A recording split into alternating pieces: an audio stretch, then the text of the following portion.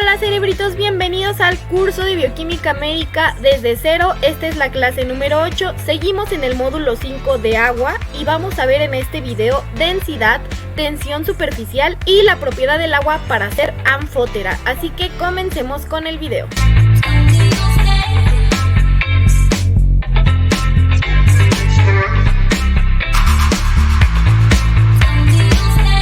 Ahora vamos a ver una propiedad que se le conoce como densidad. ¿Qué es la densidad? Bueno, la densidad es la relación entre el peso, la masa y el volumen de alguna sustancia. El agua, por ser agua, debería de tener la misma densidad, porque es la misma molécula, ¿verdad? Es la misma sustancia. Pero ¿qué pasa? Cuando están en estado sólido, cuando el agua está en estado sólido, o sea, en hielo, cambia la densidad. ¿Qué es esa densidad? Bueno, si tú pones en un vaso, pones agua y le agregas aceite, el aceite va a flotar y el agua se va a ir para abajo. Aquí pasa lo mismo, pero ¿qué crees? Que estás poniendo la misma sustancia. Y si tú pones agua y un cubo de hielo de agua, ¿qué pasa? El hielo va a flotar, porque el hielo, que es agua, pero está en estado sólido, va a ser menos densa que en estado líquido. Va a ser menos densa, por lo tanto va a flotar. Esto se dice que es porque cuando el agua se compacta, cuando el agua se hace hielo y se forman estos puentes de hidrógeno, se forma una tipo red que atrapa algunas moléculas de oxígeno en la red y lo que hace es que flote el hielo. Pero vean, este es un dato muy importante y muy interesante, que el agua cambia su densidad cuando está en estado sólido, ¿vale? Y cuando está en estado líquido, bueno, es más densa que cuando está en el estado sólido. Ok, ahora vamos con lo que es tensión superficial. La tensión superficial es otra de las propiedades del agua y esta tiene que ver con también los puentes de hidrógeno. La tensión superficial es muy elevada o es elevada en el agua. ¿Qué quiere decir? La tensión superficial va a ser una fuerza que se origina en la superficie libre de un líquido. ¿Qué es la superficie libre de un líquido? Aquí tenemos un vaso de agua y cuando está en este vaso de agua, la superficie libre va a ser lo que no está tocando el vaso. Eso es la superficie libre. La fuerza que se origine en esa parte libre, en ese vaso, en esa agua que no está tocando el vaso, es la tensión superficial. Eso es la parte o la superficie libre del líquido. Todos los líquidos tienen una tensión superficial. En el agua es muy elevada esa tensión superficial. ¿Por qué ocurre esto? Vamos a verlo aquí. Las moléculas de agua, recuerden que un vaso tiene miles de moléculas de agua, millones de moléculas de agua, y que esas moléculas interactúan entre ellas como con puentes de hidrógeno. Esta molécula de aquí, del centro, está interactuando con las de alrededor formando puentes de hidrógeno. Eso hace que estas moléculas de alrededor la jalen hacia ellas. Esta molécula está jalando a esta molécula hacia ella por el puente de hidrógeno. Es una fuerza que la jala hacia ella. Esta también. Como todas a su alrededor la están jalando, bueno, esta se queda quieta, no se va más para allá ni más para acá porque la están jalando todas al mismo tiempo y hacia todas las direcciones. ¿Ok? Entonces la molécula se queda quieta. La fuerza es como neutra, se neutraliza porque todas la están jalando a todos lados. ¿Qué pasa con las de hasta arriba? Estas de hasta arriba, lo que pasa es que solo, como no tienen moléculas arriba, no hay quien las jale hacia arriba. Solo están siendo jaladas o atraídas hacia abajo, hacia estos lados. Lo que hace que como que se compriman, se bajen un poco más, sean muy fuertemente atraídas por las de abajo y por nada o por nadie hacia arriba. Entonces forman una capa, se puede decir una pequeña capa elástica arriba, que va a poder soportar algunos insectos pequeños, algunos objetos ligeros, porque están sosteniéndose o están siendo tan fuertemente atraídas por las de abajo y por arriba no, que están como compactadas hacia abajo. Esto forma entonces la tensión superficial. La tensión superficial es esa ligera capa elástica o ligera capa que se forma en la parte libre del líquido, en la parte que está libre, que no está tocando nada, y forma esa capa que puede soportar insectos. En estos casos, vean cómo soporta el insecto, cómo puede soportar alguna alfiler, algún objeto ligero. Vean cómo se forma como si fuera una tela, que el insecto no puede romper porque las moléculas de abajo la están jalando tan fuerte, las moléculas de arriba, que no permite que se rompa esa pequeña capa que se forma. Eso es la tensión superficial. Por eso es que también el agua tiene esa característica de formar gotas, porque las moléculas que están dentro de la gota están siendo atraídas, como en este caso, todas hacia el mismo lado, pero las de afuera, las de alrededor, todas estas están siendo jaladas hacia el centro, formando esta forma esférica. Eso es lo que pasa con la tensión superficial y es muy importante que la reconozcan y que lo entiendan.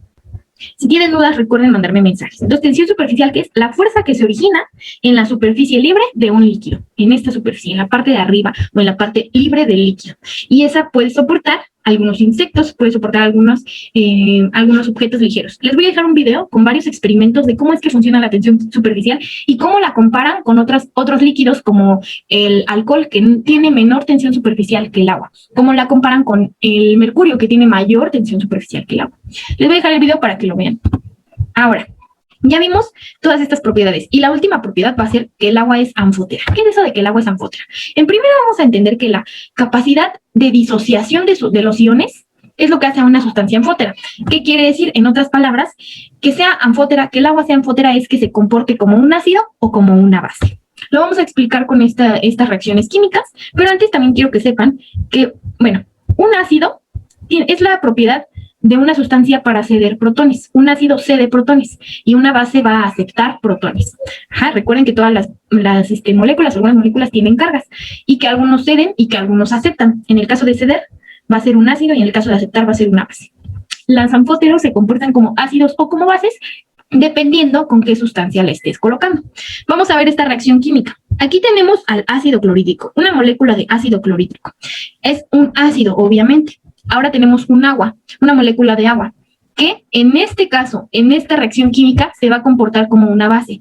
El agua, recuerden que es una molécula neutra. Se puede comportar como ácido o como base, depende de con qué molécula esté interactuando. Ahora, el ácido clorhídrico junto con el agua, si tú los agregas, ¿qué te van a dar? Un ion hidronio. ¿Por qué? En este caso el agua se comportó como base porque aceptó protones. Vean, el ácido clorhídrico tiene aquí un hidrógeno.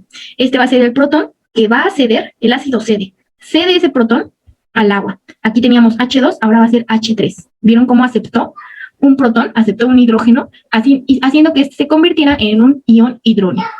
Se comportó como base. El agua se comportó como base y dio también como resultado el ácido clorhídrico se quedó solo como hipoclorito, sin su hidrógeno.